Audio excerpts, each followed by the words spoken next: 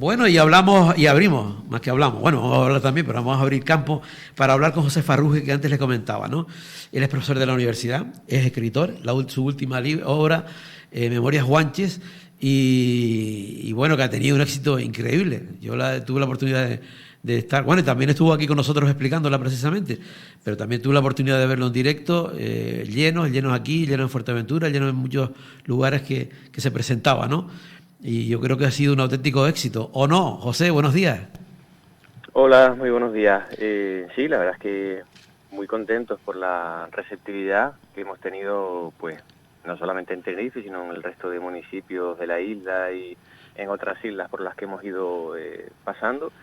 Y muy contentos. El libro ya va por una cuarta reimpresión, casi 1000 ejemplares vendidos y la verdad es que, bueno, siendo un tema como es, pues que no es, digamos, de interés general, la verdad es que sorprende, ¿no? Y en el fondo también yo creo que refleja el interés creciente que hay en las islas por temas relacionados con nuestra identidad, con nuestro patrimonio y en particular con el mundo guanche, ¿no? Y eso es muy positivo. Claro, eso pienso yo un poco por lo que estás comentando. Oye, de repente no, siempre ha sido, lo que pasa es que ha estado siempre solapado y en silencio amordazado, ¿no? Pero esa Sí, hambre, yo creo que es como un hambre, tenemos necesidad de saber. Estamos en un punto muy bueno para sí, eso, José. sí, yo creo que, mira, por un lado, las redes sociales bien utilizadas están ayudando mucho, ¿no? Porque conocimiento al que antes era muy difícil de acceder o no tan fácil como ahora, bueno, pues las redes sociales ponen al alcance de la gente información en muy poco tiempo, ¿no? Y también en lo que es Internet, ¿no? Y luego, desde hace ya unos cuantos años para acá, venimos asistiendo también a lo que es, digamos, el abordaje o el tratamiento de estas cuestiones por otras disciplinas, ¿no? O por otras ramas, ¿no? No necesariamente académicas. Y me refiero, por ejemplo, a la proliferación que ha habido en estos últimos años de documentales al respecto y documentales además no solamente accesibles a través de las redes, ¿no? Sino también pues en emisión abierta, ¿no? En las televisiones, en este caso autonómicas, o hace poco el documental de televisión española sobre las momias. También se ha llevado al terreno del teatro, hace poco había una representación sobre Cairasco, el mundo del cómic, la novela, es decir, estamos viendo cómo asistimos ahora mismo pues a una eclosión, ¿no? de lo indígena, de lo guanche, en muchísimos géneros, ¿no? Y en el fondo el hecho de que sean géneros tan dispares y que abarquen un sector de edad tan amplio, lo que está pues propiciando es que, bueno, pues gente muy joven y gente no tan joven, pues esté ahora mismo pues entrando, digamos, en contacto con este tema. Claro, fíjate, a mí siempre me gusta hablar contigo porque cada vez que hablo contigo siempre me acuerdo de aquella diferenciación que siempre has hecho y lo acabas de hacer ahora también del término aborigen y el término indígena, ¿no? Una cosa, José, fíjate que lo que estás comentando antes de hablar de la cosmología guanche, que se me ocurre pensar que fíjate tú como ahora a través de las redes sociales, que son muy criticadas en muchas cosas, pero para otras ha significado pues una auténtica ventana abierta. Ahora por ejemplo, en este tipo de cosas, no sé no sé si está, o sea, hay tres cosas que influyen: la familia, la escuela y las redes sociales. Pues yo creo que quizás las redes sociales es de las primeras, ¿o no? Sí, porque fíjate, de esto hecho es algo que hablo con mis alumnos, ¿no? Yo les planteo el ejemplo, ¿no? De cómo ha cambiado la educación en el sentido de que si nos remontamos pues 30, 40 años atrás y pensamos en cualquier escuela, pues ya no solo del ámbito rural, por ejemplo, como puede ser pues a lo mejor Las Carboneras, ¿no? Una unitaria, sino incluso en Santa Cruz, ¿no? Hace 30, 40 años, quien tenía la información era el profesor o la profesora, ¿no? Y digamos que el alumno iba al colegio, se formaba, tenía ese rol un tanto, ¿no? Pasivo. Hoy en día la información está a un golpe de un clic, ¿no? En un teléfono móvil, en un ordenador. ¿Y esto qué implica? Pues que el propio modelo educativo ha cambiado en el sentido de que el maestro hoy en día actúa más como un orientador, como un guía, que como el que tiene todo el conocimiento, ¿no? Porque, insisto, hoy en día impartir conocimientos a la vieja usanza en plan memorístico no tiene sentido, porque todo eso está al alcance, como digo, ¿no? de las tecnologías, ¿no? Entonces, bueno, eso ha implicado pues que efectivamente a través de cualquier teléfono móvil, ¿no? De cualquier ordenador, en muy poco tiempo tenemos la información que queremos sobre un tema tan a lo mejor local, como puede ser a priori, ¿no? El tema del patrimonio y en particular del tema Claro, guanche. claro. Pues ahora yo voy a un golpe de clic y pongo cosmología guanche, que era el tema que queríamos hablar hoy. José Farrugia, ¿qué es cosmología guanche? Pues el tema de la cosmovisión indígena Digo es cosmología, un tema, cosmovisión, perdón, cosmovisión. sí, es un tema que viene trabajándose en Canarias desde hace unas cuantas décadas. Hay estudios muy interesantes que han desarrollado investigadores como por ejemplo José Barrios o el propio Miguel Ángel Martín en La Palma. Y básicamente la cosmovisión indígena hace referencia a el conocimiento que tuvieron los primeros habitantes de Canarias y que les permitió de alguna manera entender su mundo, estructurar su mundo y darle sentido, ¿no? Y esa cosmovisión indígena se caracterizaba porque, bueno, estaba muy vinculada con la naturaleza. Hasta puntos así que, bueno, pues las investigaciones arqueológicas y en buena medida también algunas fuentes no históricas lo que reflejan es que, por ejemplo, algunas costumbres o tradiciones muy arraigadas del mundo indígena, como puede ser, ¿no?, la parte más ritual o sagrada, la adoración de determinados dioses, etcétera, no se puede entender si no es en relación, por ejemplo, con el sol, con la luna o con las montañas, ¿no?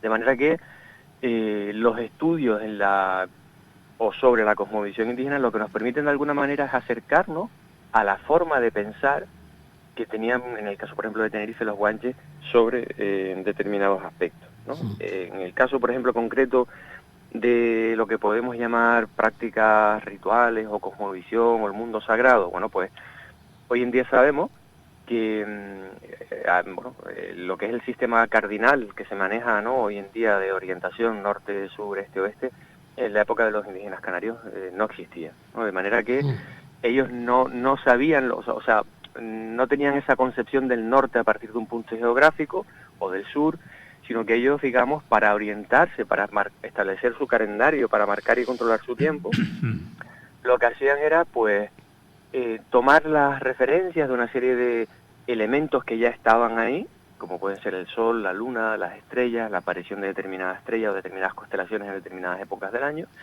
de manera que a partir de un conocimiento transmitido de generación en generación y, bueno, súper arraigado, ¿no?, en lo que es la sociedad, ellos, digamos, pudieron tener un control preciso del tiempo. Y después hay una cuestión que es muy interesante, y es la siguiente, y es que los primeros pobladores, cuando llegan a Canarias, proceden del norte de África, es decir, se mueven dentro de la misma latitud. De manera que cuando ellos llegan aquí a las islas, en cierto sentido, no se sienten abandonados por sus dioses, ¿no?, como puede ser el caso del Sol y la Luna, o por determinadas constelaciones que les permiten marcar determinados fenómenos a lo largo del año, ¿no? Pues básicamente porque moverse en latitud implica que los mismos fenómenos que se producen en el cielo que observaban en África son los mismos que se siguen produciendo aquí en las islas, ¿no?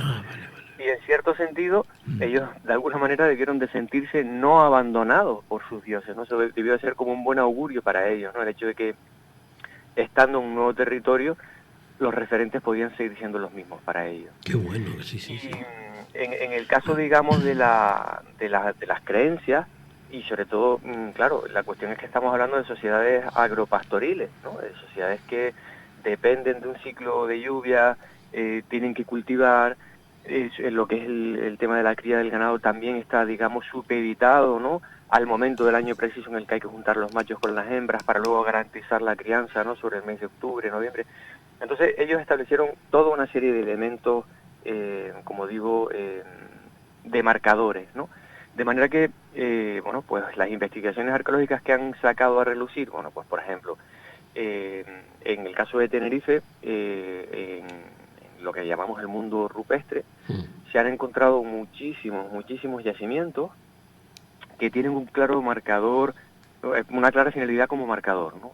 Puede ser bien para marcar los solsticios de invierno o de verano, o bien para marcar el tema de los equinoccios, ¿no? Entonces, te pongo, por ejemplo, un caso muy concreto, que refleja también, digamos, el peso que estas creencias tuvieron y mantuvieron después de la conquista, ¿no? Si nos vamos, por ejemplo, a un extremo de la isla, como puede ser en la punta del Hidalgo, probablemente muchos de los oyentes, y seguro que tú conoces lo que es la zona que llamamos de San Juanito, que está justo enfrente de la punta del Hidalgo, Bueno, en lo que se conoce como la zona de San Juanito, en la punta del Huigo, hay una estación de cazoletas y canales, bueno, perdón, de cazoletas, aquí no hay canales, las cazoletas cuando están, digamos, realizadas en lo que es la zona próxima al mar, y normalmente sobre planchas de basalto, normalmente solamente hay cazoletas, no hay canales. Bueno, pues en esta zona en concreto hay aproximadamente unas 200 cazoletas, es decir, un número muy considerable de cazoletas, ¿no?, excavadas. Las cazoletas eran algo así como círculos que ellos excavaban, ¿no?, en este caso en la plancha de basalto, y en donde ellos realizaban toda una serie de rituales y de ofrendas, ¿no?, y ritos que podemos llamar de comunión, es decir, cuando ellos depositan ¿no?, esas ofrendas en esas oquedades, en esas cazoletas, cuando la marea cambia y sube, la marea se lleva todo lo que ellos depositan allí, y de alguna manera el mar luego es propicio con ellos, ¿no?, en forma de ofrecerles pescado, mariscos, etcétera, etcétera, ¿no? Por eso se habla de ritos de comunión y por eso se hacen en zonas próximas al mar. Pues el hecho de que estas cazoletas estén emplazadas justo en esa zona, en lo que es la punta del Huigo, hemos observado que no es casual y que guarda relación con el Roque de los Dos Hermanos en la punta. De hecho, cuando seguimos el movimiento del Sol en el horizonte, conforme se va desplazando a lo largo del año, del ciclo solar, casualmente e intencionadamente, los antiguos guanches establecieron estas cazoletas en este punto porque, coincidiendo exactamente con el solsticio de invierno, el Sol asciende justo por detrás de lo que es el Roque de los Dos Hermanos, y el 21 de diciembre queda suspendido en ese movimiento de ascenso, ¿no?, queda suspendido durante unos minutos en lo que es el vértice del Roque de los Dos Hermanos, en el pico superior, ¿no? De manera que, claramente, ellos sabían que cuando ese fenómeno se producía, y que solamente se produce durante unos 3, 4 días al año, que es lo que dura el solsticio de invierno, pues ellos claramente sabían que ahí se producía el renacer del Sol, es decir, el solsticio de invierno. ¿Por qué era importante? Bueno, pues porque, como digo, ellos no tenían, a diferencia que nosotros, ¿no?, las sociedades contemporáneas, un elemento calendárico que nos permitiera llevar un control exhaustivo del tiempo por días, ¿no? Y tenemos horas, segundos, minutos, días, ¿no? Ellos de alguna manera sabían que cuando el Sol volvía al transcurso del tiempo a ocupar esa posición, comenzaba el invierno. ¿Por qué era importante saberlo? Bueno, pues como decía antes, porque eran sociedades agrícolas, eran sociedades ganaderas. El renacer del Sol marca en cierto sentido la llegada de la estación de las lluvias. Eso implica pues toda una serie, digamos, ¿no?, de consecuencias para el tema del cultivo.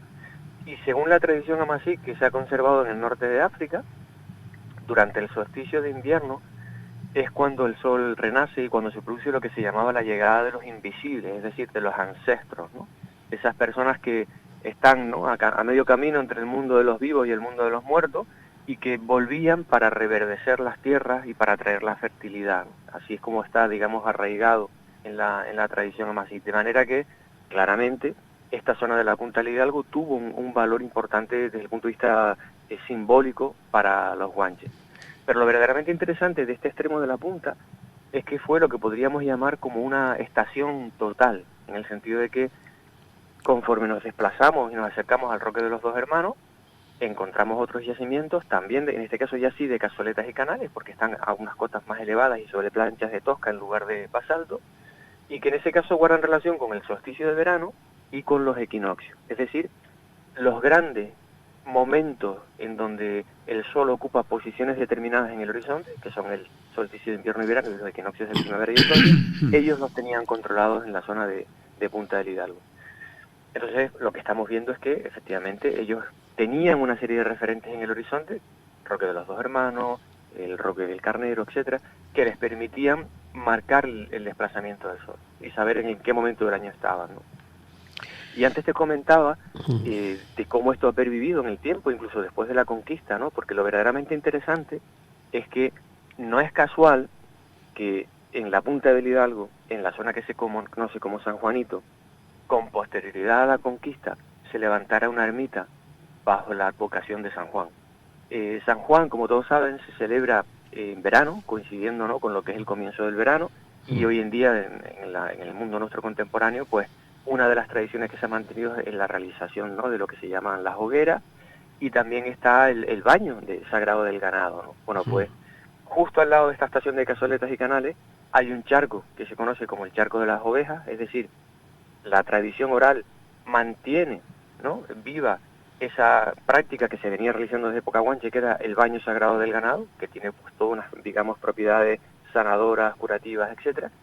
Y fíjate qué interesante, la isla fue conquistada y los religiosos que llevaron a cabo pues la labor, digamos, de evangelización, sabían perfectamente la importancia que el sol y que estas prácticas tenían para los guanches. Lo que hicieron fue de alguna manera buscar una divinidad, en su caso un santo, que se aproximara a, digamos, esa concepción de la divinidad que había entre los guanches. ¿Y quién era? Pues San Juan. De hecho, iconográficamente, si uno ve una estatua de San Juan, no es nada más y nada menos que un pastor con una oveja a sus pies y una lanza, es decir, la imagen clara de un indígena, de un guanche, ¿no? Es decir, claro, cambiaron uno por el otro, digamos, ¿no? O sea, efectivamente, efectivamente, se produce lo que se llama un proceso de asimilación forzosa, en donde lo que se sustituye es el culto al sol por el culto a San Juan, pero en el fondo, la gente que siguió viviendo de ascendencia indígena en esta zona de la isla, así como en otros muchos puntos del archipiélago, lo que hizo fue adorar a San Juan, pero en el fondo San Juan está vinculado con el solsticio de verano y con la adoración Jamajek. Eso ocurre también, por ejemplo, deduzco en tu obra, en tu libro también, el tema de la famosa ermita de San Diego en la Laguna. Efectivamente. De hecho, en el fondo, lo que hoy estamos viendo, y sobre esto ya, por ejemplo, también había escrito algo al respecto José Barrios, sobre quien hablaba antes, hoy lo que estamos viendo es que hay muchísimas festividades que se celebran en muchos municipios de Canarias, en particular en Tenerife, que es la isla de la que estoy hablando ahora, festividades sobre todo marianas, coinciden con equinoccios, solsticios, apariciones de cánopo en el horizonte, y en el caso concreto de San Diego, en la laguna, es interesantísimo porque, sabemos que Aguere fue el primer centro, digamos, urbano, ¿no?, en Tenerife, la primera capital de la isla, es donde se asienta Alonso Fernández del Lugo, cuando, digamos, ¿no?, en la isla, ¿no?, en ese momento inicial de la conquista, en 1496, y claro, ¿quiénes están al frente de la conquista, digamos, religiosa? Pues los franciscanos. Y los franciscanos habían, digamos, observado como, si bien es cierto que a partir de lo que sabemos por la arqueología y por las fuentes documentales, lo que es el Valle de Aguere parece ser que no estaba poblado por los guanches, pero sí que era una zona utilizada por ellos como de aprovisionamiento de agua en la laguna, como zona de pastoreo, ¿no? El hábitat estaba más bien en las inmediaciones, ¿no?, sobre todo en la zona ya de Tegueste y demás.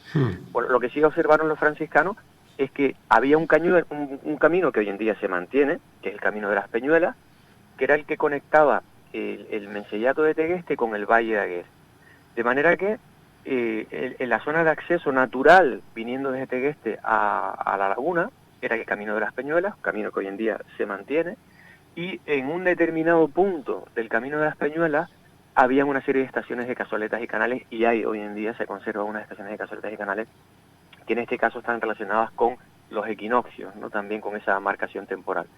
Bueno, pues los franciscanos observaron que los indígenas canarios se reunían en determinadas épocas del año en ese punto, era un espacio de especial significación para ellos, y lo que hicieron fue celebrar las primeras misas para evangelizar a los guanches en las inmediaciones de esas estaciones de cazoletas y canales.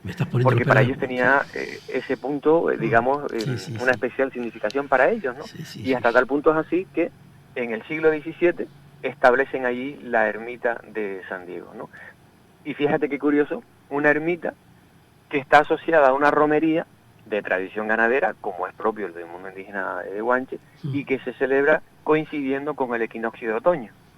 Es decir, no daban puntadas sin hilo, o sea, todo guarda una relación con esas prácticas ancestrales, que de alguna manera, como digo, ellos lo que hicieron fue adaptar su santoral, ¿no?, y las fechas de sus celebraciones a esas prácticas que estaban muy arraigadas. Entonces, claro, la lectura...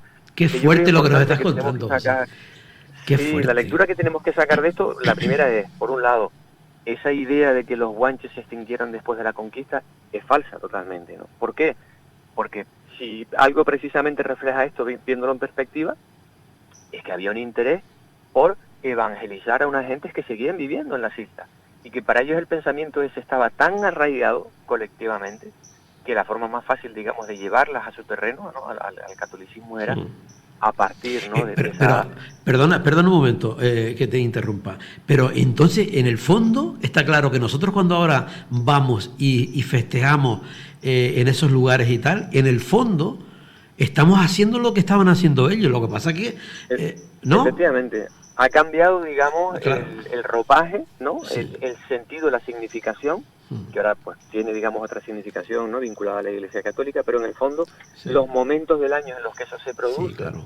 y la relación con el culto a la luna, con el culto al sol, se mantiene, ¿no? Pero como digo, oculta, ¿no? Bajo esta nueva advocación. Y bueno, fíjate hasta qué punto es interesante. Hay una estrella, que es la estrella de Cánopo, que aparece dos fechas claves al año muy señaladas, que son el 2 de febrero y el 15 de agosto. Y si revisas el calendario, el 2 de febrero y el 15 de agosto es el Día de la Virgen de la Candelaria. Sí. Es decir, no hay una casualidad. Aquí al contrario lo que hay es que se ha hecho coincidir la celebración de la Virgen de Candelaria con la aparición de Cánopo el 2 de febrero y el 15 de agosto, que son las fechas señaladas también importantes en lo que era, digamos, esas prácticas rituales que ellos venían desarrollando pues desde tiempos inmemoriales. Claro. Qué fuerte. Mira, ¿sabes? Ya se nos fue el tiempo, José. Yo siempre me quedo, o nos quedamos con ganas de seguirte escuchando, pero el tiempo se me fue. Mira, una cosa. Tenemos que hablar, seguimos hablando otro día te llamo, no te preocupes. Y porque yo creo que es importante que nos expliques el por qué, por ejemplo, o sea, todo lo que estamos comentando ahora, que me parece alucinante, por ejemplo, el tema de las cazoletas, cómo aquello luego se lleva al mar, el mar es el que da ese, ¿sabes? Lo que estabas comentando antes. Y yo escuchándote, me estaba acordando de aquella canción de Cataiza, en el que se decía, en la letra decía, y es que en la escuela no me hablaron de ti, es que no es que no sabemos estas cosas que nos estás contando tú hoy, ¿no? ¿Sabes? Sí, yo creo que por eso las redes sociales bien enfocadas y una educación bien, digamos, centrada en contenidos canarios son necesarias en pleno siglo XXI y pues, sobre todo en una comunidad autónoma como Canarias, ¿no? ¿Por qué? Bueno, pues porque es que por ley está, digamos, establecido así desde el punto de vista del marco legal educativo, o sea, está estipulado que un 45% de los contenidos curriculares que se trabajan desde primaria hasta secundaria tienen que ser autonómicos, ¿no? O sea, que ya por ley el profesorado y los centros escolares tienen que preocuparse por estas cuestiones, ¿no? Pero es que más allá de eso, fíjate, uno de los elementos por los que se declara Patrimonio Mundial de la Humanidad Risco Caído es porque, entre otros aspectos, porque son realizaciones culturales de sociedades ya extinguidas. Es decir, es un patrimonio finito, no se mantiene, ¿no? Digamos, produciéndose día a día este patrimonio, no, es fruto de una época, no hay paralelos en otras partes del mundo a nivel insular, archipelágico, el único, digamos, elemento amazigh que encontramos es continental, entonces Canarias tiene toda una serie de peculiaridades y particularidades que, bueno, permiten ponerla en valor a nivel mundial precisamente porque, bueno, es una realidad única, ¿no? Claro. Y eso, pues, debiera de incidir en esa formación, ¿no? en la escuela desde la base. Total. Entre otras cuestiones porque nos entendería o nos permitiría entender mejor el mundo insular en el que nos movemos, ¿no? Hasta tal punto es así que todos los topónimos, los nombres de los pueblos que hoy se conservan, Tegueste, Tacoronte, etcétera, tienen una transcripción al guanche. Por ejemplo, Banaga, ¿no? Viene a ser algo así como las tierras altas, ¿no? Las tierras elevadas. Es decir, aprender en la escuela el significado de los nombres de nuestros pueblos nos permitiría enseñarle a los niños y a las niñas por qué tenían esos nombres los pueblos en los que viven, ¿no? Y cómo guardan relación con los elementos naturales de su entorno. Y podemos entender los espacios por los que nos movemos a partir de detalles tan básicos como la toponimia, ¿no? Total. Me encanta los oyentes. Javier, te equivocaste, no es Cataiza, es Acerina, es verdad. Perfecto. Es verdad. Cuando comentaba lo de la escuela, no me hablaron de ti. José, nada, seguimos hablando si te parece otro día y conversando otro ratillo, ¿vale? Claro que gracias y eso. Y me parece que ha sido una entrevista estupenda y yo particularmente he aprendido también muchas cosas. Gracias. Gracias a ustedes, buenos días. Adiós, buenos días. Bueno,